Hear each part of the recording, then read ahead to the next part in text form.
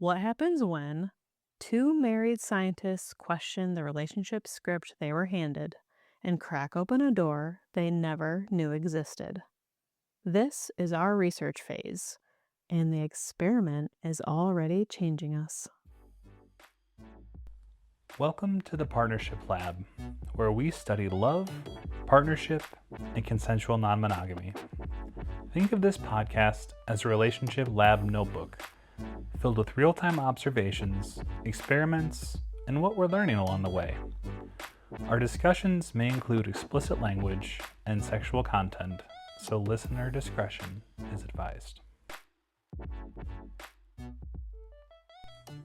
Welcome back to the Partnership Lab for episode 6. I'm Roz. I'm Max, and I want to say that we were having some mic issues, and Roz is wearing just her bra so she could clip it on. So I'm having a good time already.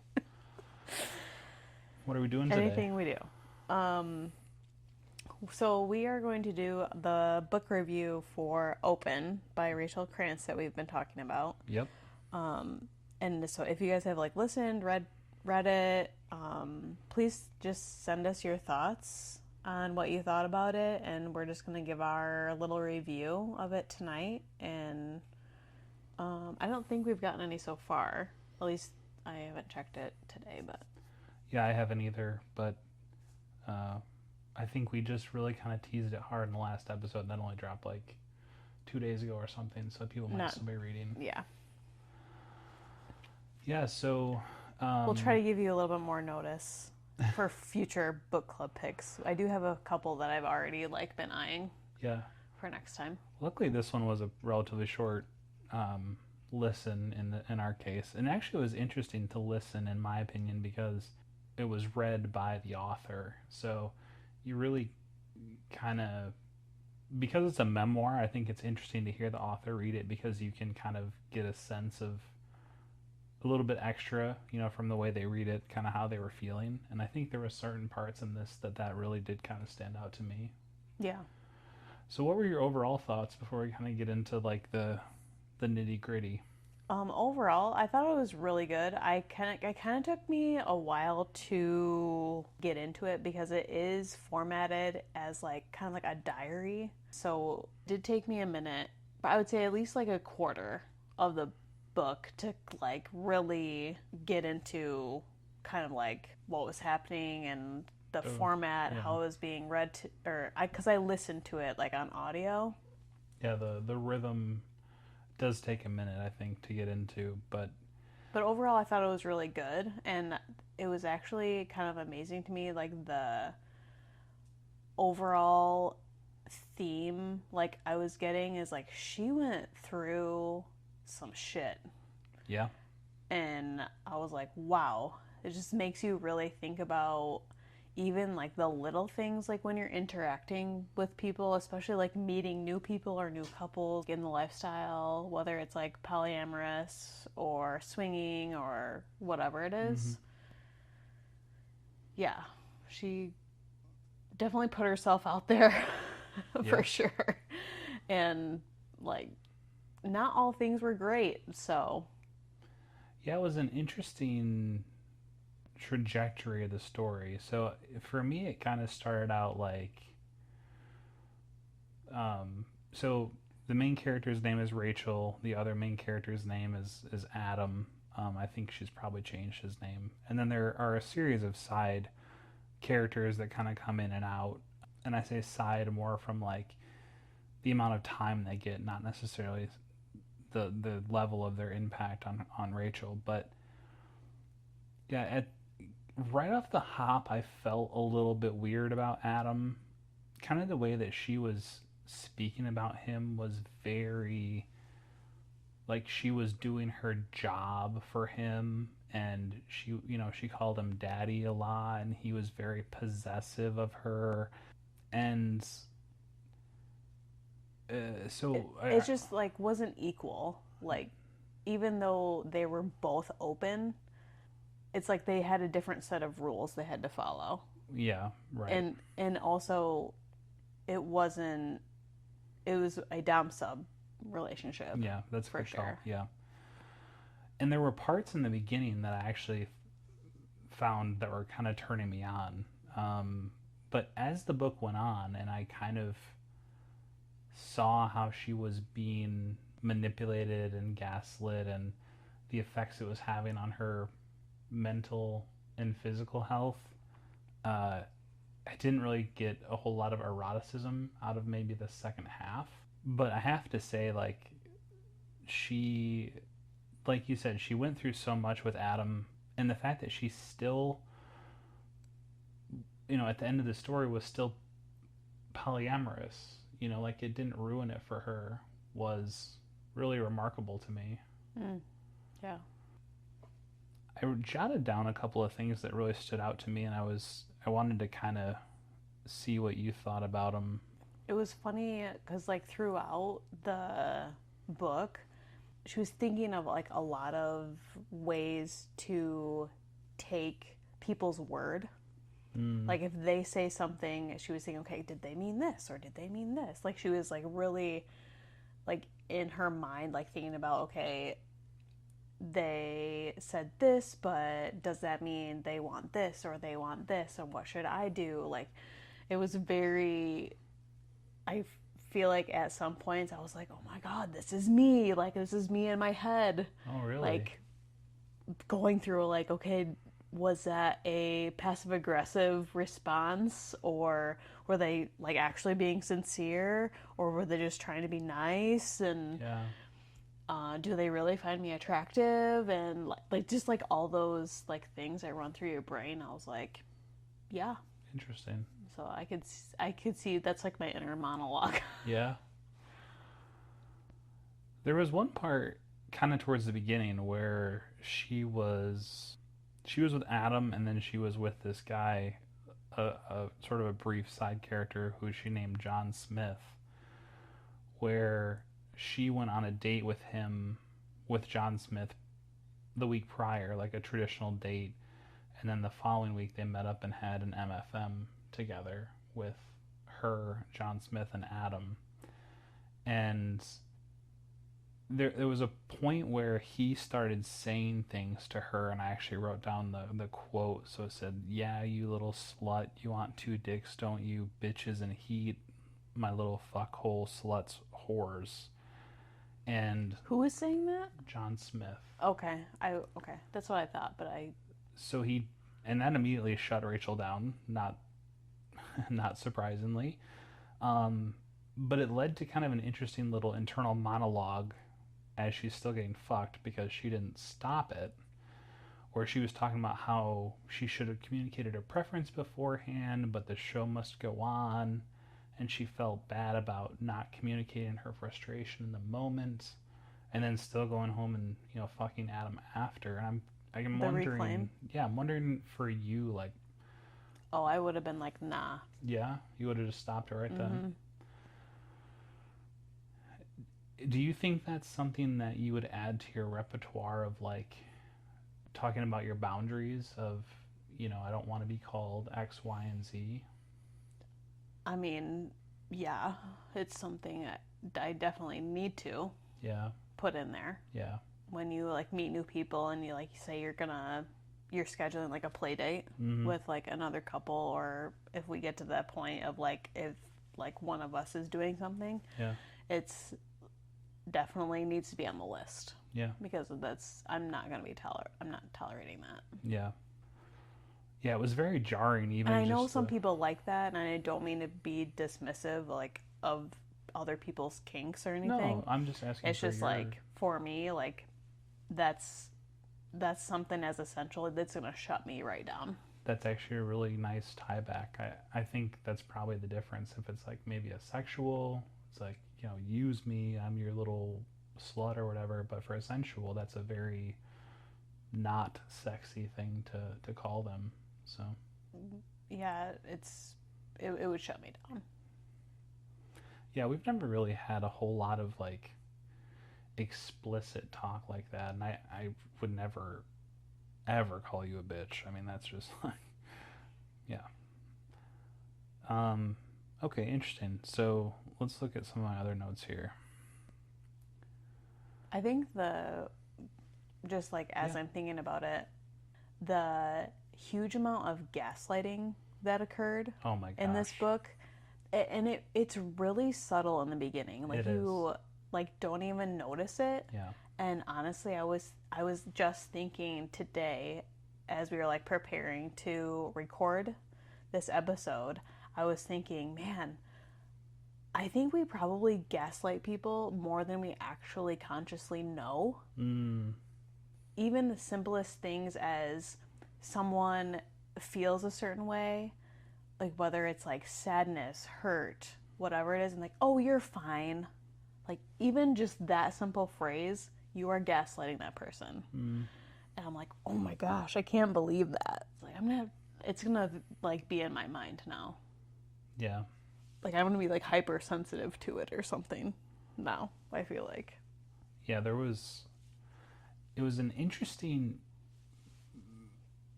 it was interesting the way that that worked itself out because they're in an open relationship. She technically has all the freedom that she would like. In a lot of parts, it was actually like asymmetric. Like she was free to do whatever she wanted, and he wasn't. Well, that's what he kept saying, but I don't feel like that was what he actually wanted. No, it wasn't. It wasn't at all. But that was what they were doing. But the where I was going with that is that even though she had that, and I'm doing air quotes, freedom, um, he would say things like, "You're always going to come back to me because no one's going to give you the freedom that I give you," and or no one's going to love you the way I do, or no one's going to put up with you the way I do, and like that's not really Damn. that's not freedom because what you're saying is like go ahead, go to all those like inferior men out there, but you're always going to come back because none of them are going to love you like I do. And you know, you can kind of hear that in the beginning as like he loves her so much that no one else will love her that much, but I think it got more insidious to where it was like you're flawed and no one's going to love you like I'm capable of. And that's a Or big that I'm difference. willing. That I'm willing. Yes. Yeah. Yeah. Yeah. Good call on the gaslighting. Um, okay, so here's the part where I started to think that there was a problem. And she'd only been with Adam for 6 months at the time, and I think that they were together for like 3 or 4 years in the book before they finally Broke up. broke up. So it's the first time that she's with this guy named Liam, who's kind of a recurring character throughout her whole journey. Um, and they're having sex. Adam pulls up the chair to watch, and he starts to join in. And in her mind, Rachel is thinking to herself, "Save me, Liam, save me from him." And that is like, I think that was kind of her fantasy of wanting to be, you know, held and saved and cherished, but also I think that was part of her knowing already that like this was an abusive relationship. So Hmm. Yeah, it was. I couldn't quite get the whole Liam relationship because he just seemed like totally aloof. that was the word I was And going to use too. Yeah. and I was like, why does she keep going back to this guy? Or like keep fantasizing about him? Like he was totally checked out. Mm. I don't know. I just did not get it. And then, but I feel like when you get to the end and they have like a deeper conversations, like they Yeah. see each other more. I'm like, all right, I'm getting why the dynamic is the way it is at this moment. It's like heartbreaking for her, Mm. but that's how the chips fell. Yeah, because she ultimately ends up doming for him, right? Like it's the same guy we're talking about. Yeah. Yeah.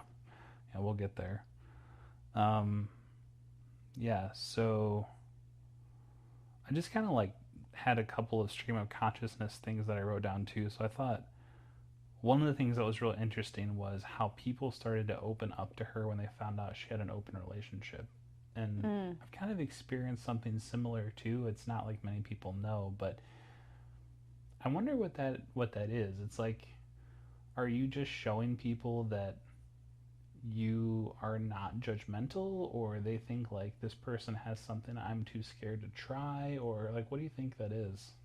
From the way I heard it in like her version, it almost makes you like more trustworthy. Like they're not Mm, just like gonna go behind your back and be like, yeah. but I don't know what it is. I can't like put a pin in it of like what's the mental like brain flip that people do when they hear that you're not vanilla Yeah. or that you're into something else other than hetero, or I Yeah. don't know. I don't know what it is. I just kind of wonder, just like makes you mysterious or Mm, erotic or that like almost untangible thing that mm, maybe people search for, yeah. and they're like, ooh, it's like a new toy Yeah. or a new experience or something to brighten up their mundane life Yeah. or something like that. I don't know exactly, It's but strangely disarming, and I'm not sure. I think fear is a factor also. They're like, if just imagine if you met someone and they just like literally confess to you like your deepest darkest fear, no Mm, matter like what it is, doesn't have to do with relationships or yeah. anything, and I feel like you would feel an immediate connection of trust with that person. That you would just be like, okay, they understand, Yeah. so I can talk to them about this. Yeah. Even if Interesting. it's something you were just like thinking about, it's not even something like maybe you would pursue. I think people tend to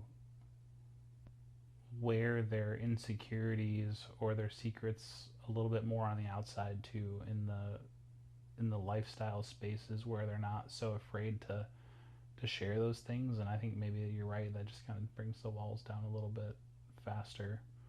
Because I mean, hell, we were talking to people on that retreat, like we'd known them like months or more after one day, which was so weird. And Yeah. I've been trying to like describe that and understand that, and I just And don't. not just us, we are not the only ones who have said that. No, that's incredibly common. That's Yeah, like, like everyone says that. yeah, yeah, so interesting.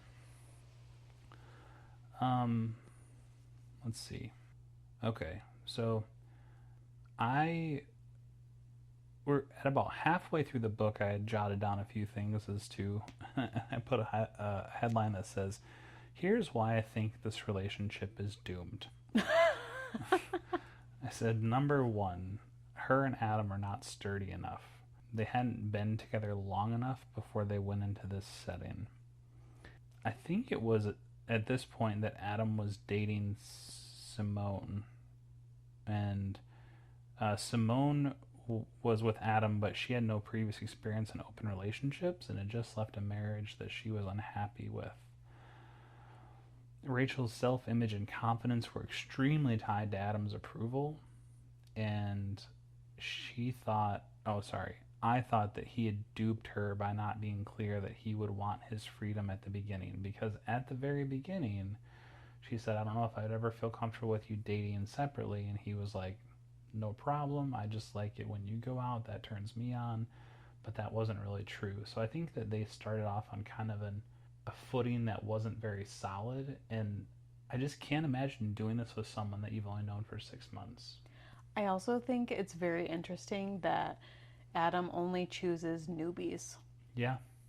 I think that's on purpose. Yeah, I can kind of like mold them. And Mm-hmm. yeah, there's such a. Sorry, I don't want to. Go ahead. No, that's it. I think so. There's something about people who project this sense of being more. Uh, what's the word? Enlightened. That is the word I'm trying to think of. More enlightened than everyone else, and it's like, oh, you'll get there. You'll understand one day. And I think this space in particular is probably has a lot of those folks who it's like you just haven't reached your level of matureness yet. But I think it's kind of an act, and I think it works really well on people who don't know any different because they haven't had any experience yet. Yeah, and I didn't really put it together until you had said that she like hadn't had experience before exploring it with him. And I mean, that's probably if kind of like the gaslighting thing is a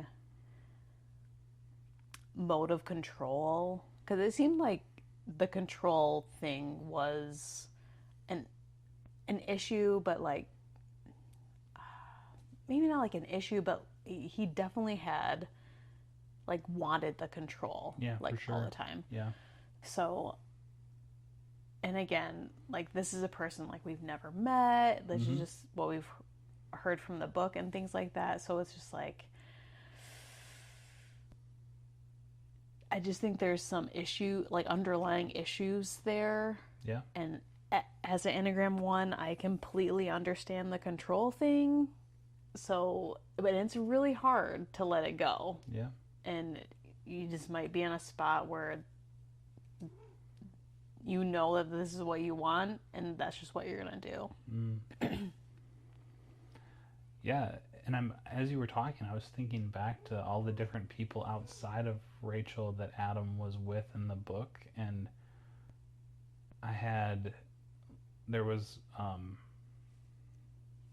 Simone, and there was Leia, and then there was the woman he married in the end, and there might have been a few other ones, and I want to say that was a common theme through all of them, that they weren't previously non-monogamous, that he was picking all these people who were newbies. So it's an interesting pattern there. Okay, so she goes through a section where she meets her mentor, who's Kathy Labriola, who actually has written a few of the books we have on our shelf. And I just wanted to read a few of these statements that came from Kathy because I thought these were really interesting about how people experience jealousy. And it has to do with their sexual orientation. So it says, and I want to get your feedback too. So it says, straight women are more jealous about things being more than sex. So the sex isn't as scary as the emotional connection, and that manifests as feeling abandoned or fearful. Straight men are jealous about the sex itself. And if the straight men are with bi women, they're much less bothered about the same sex dynamic than if she's with another man. And that manifests as anger. So straight women are more afraid of what's beyond Emotional sex. connection. Straight men are afraid of sex itself. Gay men are the least jealous of all because they have been able to separate the difference between sex and love. Lesbians and bisexual women experience jealousy much like straight women do, where it's anything beyond sex, and bisexual men are much less jealous than straight men. And finally, it says straight women are a lot better at polyamory than straight men because they tend to be the emotional guardian of the relationship and are more emotionally available for other relationships. I was just going to say, like between like straight women and straight men. So it's like either emotional or versus sex. That's where the jealousy comes from. I wonder if that's just because that's what they feel they bring to their relationship. Interesting. So like the woman is bringing the emotional component, like majority of maybe the emotional component, and the man feels like they're bringing most like the sexual energy to the. So when that other energy comes in, that's what they're most threatened by. It's very interesting. Really insightful. I hadn't thought of that. Okay, and then I kind of stopped taking. I was listening to this in the airport when I was stuck there for like 7 hours. So I was taking very deep notes until I got to about this point, and then I just sort of jotted down a few things. But she was having this conversation with Aisha, and I think the chapter was called "It's All About Power," and it was Aisha had some really beautiful comments in there where she said that there's safety in consensual non-monogamy because you're no longer a possession.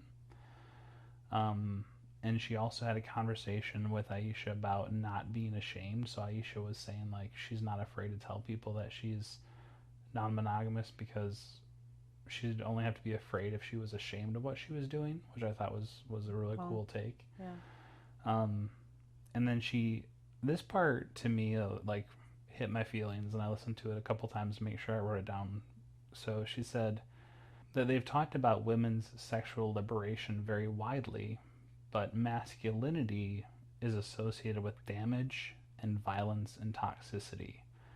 And there's no support for males' sexual liberation. And how do we help free men from that box? Which I thought was really beautiful, because I think a lot of the time damage, violence, and toxicity is accurately associated with masculinity, but I think that there are a lot of people, masculine people, whether they're men or just masculine presenting, who get kind of lumped in there unfairly, and it just was nice. It felt like I was kind of being seen there a little bit, which was nice.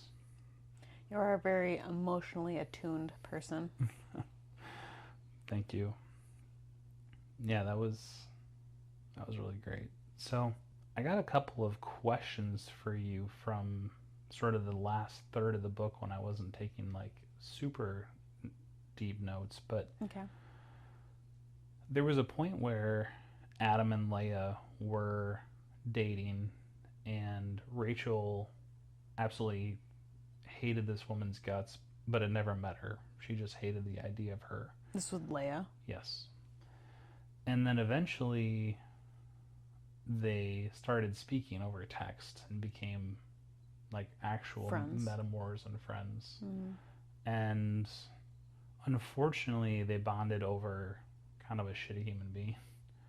But I wonder what you thought about that relationship, like the girlfriend, in like a friendship sense, relationship with someone who is also then with your partner.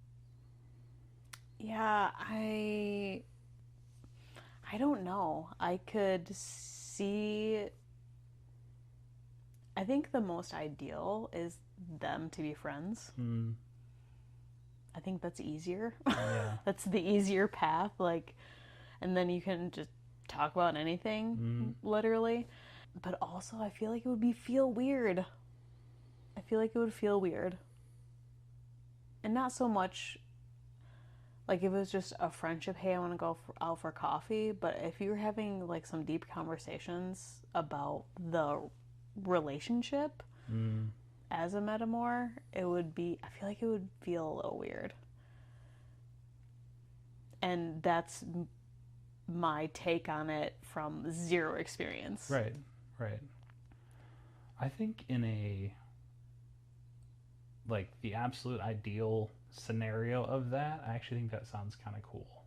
I think that would be kind of fun to be like, there's, maybe 2 or 3 couples that are close, that, maybe there's like individual dating between some of the partners of those couples, and then like you're all just kind of like metamours to each other. That sounds kind of fun to me, but I do agree that it would definitely take some work through, I feel like. Yeah. Coming from a very like hetero stance, like growing up and everything, it just takes time. Yeah.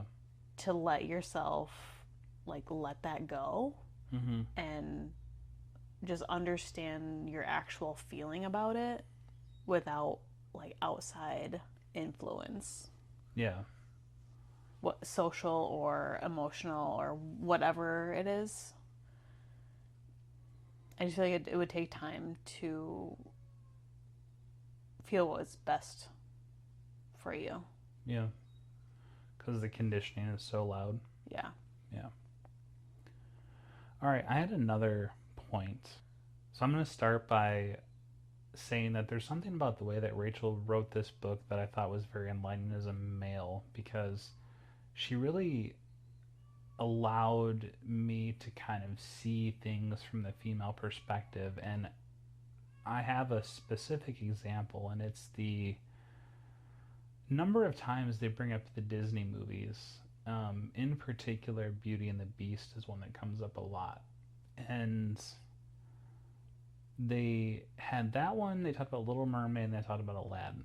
And I don't remember like the exact context, but basically it was like, Aladdin, he goes out, he wants his adventure, he meets Jasmine, she's like kind of cool, but really his whole story revolves around the genie and Jafar. And then with Little Mermaid, Beauty and the Beast, it's kind of portrayed as the female as the hero, but in the end, they both end up giving up what they initially were looking for, which was adventure, to give themselves to this prince, or to sort of sacrifice herself more or less for the beast.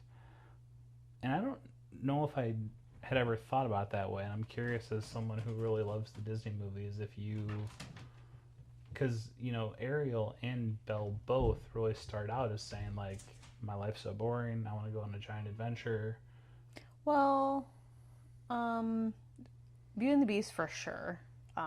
That's 100% what she is like set out to do. Mm-hmm. But I also feel like there's like a familial component to Beauty and the Beast, where it's like she would do anything for her dad, and that is her driving motivation. Interesting. Not necessarily the adventure part. She does go on an adventure, like, but that's not the driving motivation of like what happens in the story. But would you call what she goes on really an adventure?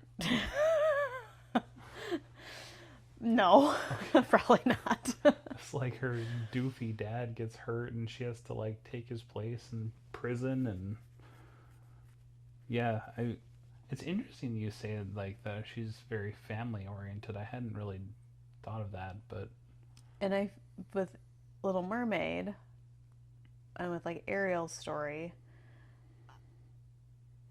I don't know, she just has that fascination with humans. So I feel like any male she would have happened upon that was relatively good looking, she probably would have gone for. This one just happened to be a prince, and obviously, yeah, that makes for a good story.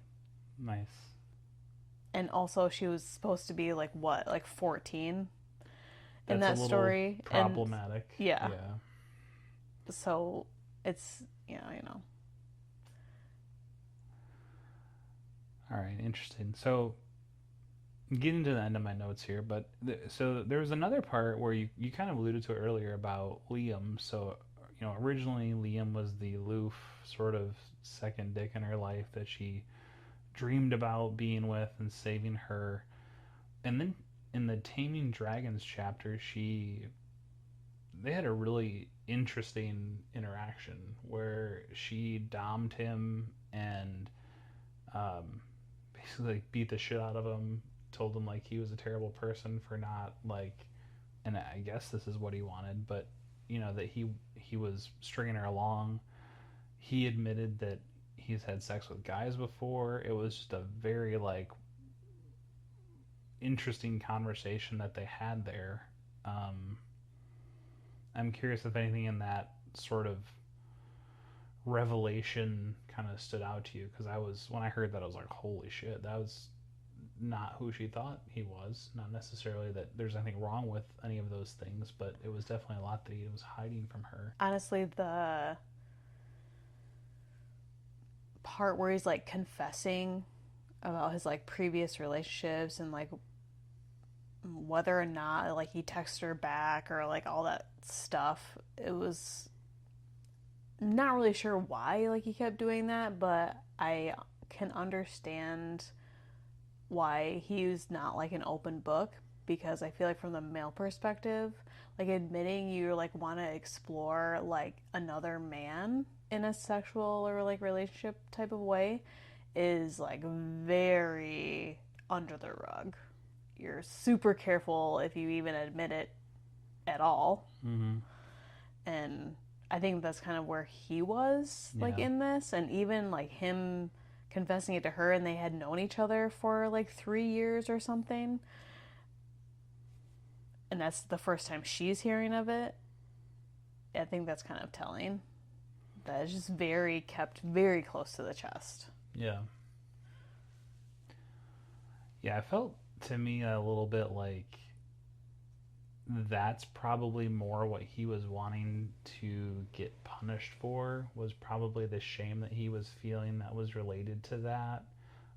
I'm not sure because it doesn't really go into that, but her treatment of him was kind of more focused in like how he's treated previous girlfriends and how he hasn't ever settled down and everything. But I mean, we didn't really get enough of the story to judge, but that didn't seem punishment worthy.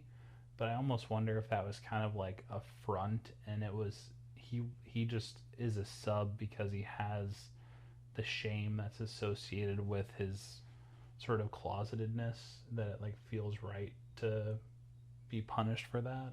Hmm. But It's very complex. Like, you think you're maybe doing something for one reason when, like, and you may not even know consciously either sometimes. yeah. So that was very interesting. Okay. I have four more quotes and then I'm out of notes. And I thought these were all very interesting in their own way. And most of them come pretty much from the end. So the first one is I don't remember who said this one, but it was one of the women in the group that they met at Young Swingers Week at Hito, I think. Um, and this person said, I bet it wouldn't be unusual for more women to be into hot husbanding if they felt as secure and admired in their relationships as you do. Okay, I remember now. That was Rachel saying that to that person. So I think in this context, she was still having a hard time with Adam going off and being with other women, but it was because he was making her feel like shit and she was insecure. And that was just kind of an interesting take of, like women who are cherished and really do feel secure in their relationship might have an easier time with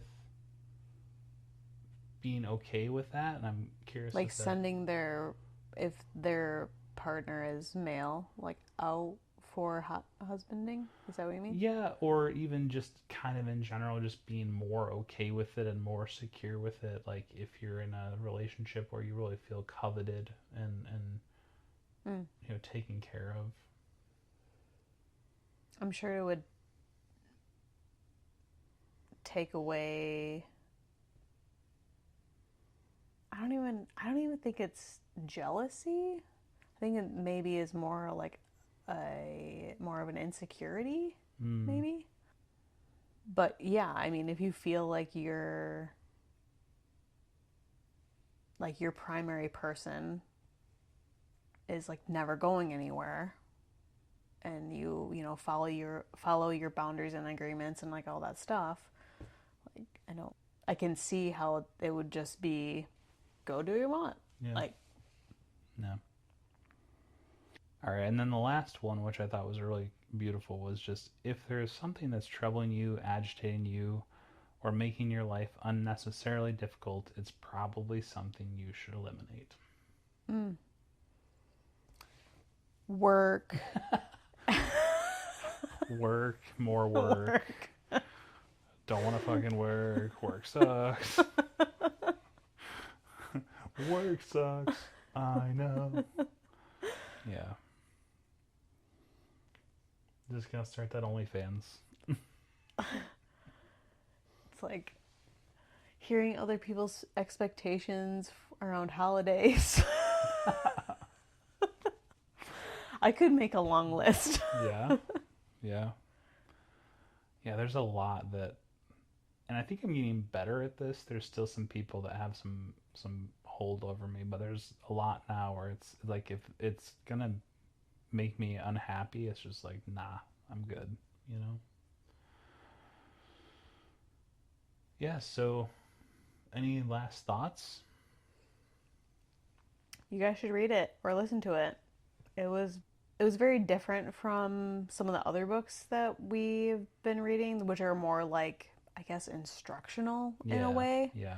This is a So it was memoir. kind of nice to change it up a little bit. Yeah. Yeah, I thought she is incredibly gifted at telling a past tense story in the present tense. Like she and a lot of that's from really good journaling and writing things down as she's thinking about them and kind of going back to those notes, but I think it would be really easy to kind of poison your own story right from the start when you know, like, How the ending yeah, it's happened. kind of a shitty finish. Mm-hmm. But, I mean, you really are there in the moment with her, feeling like what she's feeling and what she's thinking. A lot of times I was like, ah, oh, don't do this to yourself. And But there's no lead up. no, Like each thing happens as if you were like watching a TV show or something like that. Like yeah, you don't have any clues or like lead up to like how the end occurs. yeah, So that I think that keeps you in the moment. yeah. And then the fact that after all of that, after she spent 3 years being, you know, at at minimum emotionally abused, if not in a few instances potentially sexually Physically. abused, yeah. Mm-hmm. Still at the very end she was like able to look at this and say it gave her the power to be her best version of herself, to be the most self-realized, to be the most free and open. And I just think like that's so amazing because I think a lot of times in my head I'm like, well, think it needs to be easy or it's not worth doing, at least, relationship wise. And lucky for me, our relationship, you know, has been, at least between the two of us, has been quite smooth. We've faced things, but we haven't really had any of those like tumultuous times. But there, I think the fact that she's able to go through all of that and then still have sort of a positive outlook was really amazing to me.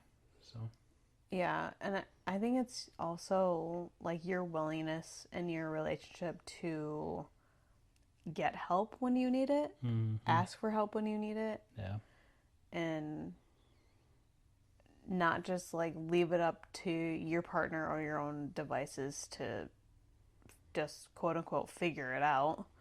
Because sometimes you just need that outsider person, their perspective on like with an outside lens to help you navigate. Even though we're not like doing anything quote unquote wrong, it's just how can I navigate this situation, like turn it into something I can learn from mm-hmm. for in the future Yeah, and just learn. yeah, It's not about being better. It's just about learning and, making sure you're just not going with emotions because that's just what we do on a Tuesday. mm-hmm. Yeah, you bringing up the outside help, and I think sort of indirectly bringing up therapy was interesting because, like, when I thought about people who are married in their like late 30s that get therapy, I was thinking it was like you go and sit across from each other and you say like, oh, she did this and he did that, and like, how did that make you feel, and that Couples therapy, you're that talking kind of about? stuff. Yeah, but actually for us, what's been really helpful and interesting and I think effective is doing our own separate therapy, because I really don't think we had any particular issues between us, but kind of us both getting the chance to be our most authentic and best selves, like, just made the relationship even stronger. So it's interesting to kind of think of it as, What's the individuation yeah, piece? yeah, kind of Because handle. we kind of lost that a little Oh, bit. for sure, yeah, and we're still working on it, but I think it's a really healthy approach to be like, rather than blaming you for this, I'm going to get myself to a place where like I'm the best version of me, you do the same, and then if we still have problems, then we can talk about it with someone. But I think that's a healthy way to do it, and you just kind of made me think of it as you said that. So Yeah. I mean, I haven't really been in therapy that long, but I can definitely see how it helps. yeah, And honestly, sometimes you just need a good cry and someone to just listen and who's maybe not your partner because they shoulder a lot of emotional burden like as it is yeah, just being your partner. So sometimes it's just better to have that third party. yeah, and someone to complain about me too. You know, not that I have any reason to be complained about, but I wouldn't be surprised. You need that outlet. So yeah, so all in all, I thought it was a really good story. I wouldn't call it particularly erotic. There were parts that I found myself getting kind of turned on and imagining you in different scenarios that she was in, but I think as my heart kind of started to break for her a little bit, I didn't feel it particularly erotic, but I do still believe that it's like a really good listen, and you know, you got to stick with it because around like about hour 9, you're like, oh my God, this is really hard to listen to. And it does have a positive outcome. And I think it's really worth, listening all the way through. Yeah, I thought it was good. Good first pick. Yeah. And I had some other ideas, and we also take recommendations if you guys have some.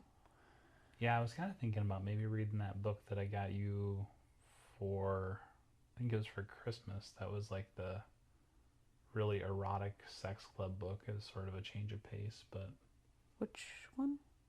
I'd have to look at our shelf. I don't Like remember. one you got me? Yeah. Yeah. Well, I have one sitting over here. The Lesson in Thrones, or Praise, I think was the other I one. think it might be Praise. Yeah. It's kind of like a kinky, sexy one. But I went to the erotic, kinky bookstore and was like looking for specific themes for you. So, A couple of other ones I was considering. One is called Feel It All, a therapist's guide to reimagining your relationship with sex. So, I mean, I was just honest. I was on Goodreads and I was just like flipping through. yeah, that sounds good. And I don't know. I haven't read a whole lot about it, like what it's actually about or anything like that, but it sounded cool. And then the other one I was thinking of is The Other Significant Others. So it's a kind of about like reimagining your life with friendship at the center and not romantic partnership. Yeah, I love that. So I thought that one might be kind of interesting too. Yeah. And it's shorter. It's Yeah. only like 300 pages. Nice. Cool. So yeah, that's all for now. Yeah, hope you've enjoyed this chat. Hope you read it beforehand because I know we spoiled the shit out of it, but if you didn't, I still think it's worth a listen. It is. Yeah. It is worth a listen. And I found myself texting some friends that I was like, this is not the book to read if you're trying to convince someone. But also, you know what? I kind of changed my mind at the end. I thought to myself, they're actually Don't just show the highlights. Yeah, and you know what? She got a lot of benefits out of it. She went through a lot of shit, and it was horrible and it was hard to listen to. But also, like, she's in a good spot. She got a lot out of it. She really had a good mindset, and I think it's like if you can go through it and still find the positives, then I think that there's a lot for everybody. And maybe don't do this with someone you've only known for 6 months. Maybe do it with folks that you've got a little bit more of established rapport with. What are we gonna do next episode? I know I think we next may be episode- dropping some bonus episodes, y'all. Yeah, look out for those. We've been recording a few, drop them here and there, but I There'll be surprises, little Easter eggs for you. think we might have a special guest on our next episode. Oh yeah, that'll be cool. That will be extremely cool. I'm very looking forward to that. special guest in the next one. Yeah, we'll just leave that open, but we won't tell you who it is yet. But Not telling you. it will definitely be worth tuning in for sure. So that's it for us for tonight. If you like our show, please subscribe on whatever platform you listen on, and our contact info is in the show notes. You can find us on Instagram at _partnership_lab, or you can send us an email at thepartnershiplabpodcast@gmail.com. And that wraps up today's entry in the Partnership Lab. Until next time, stay curious.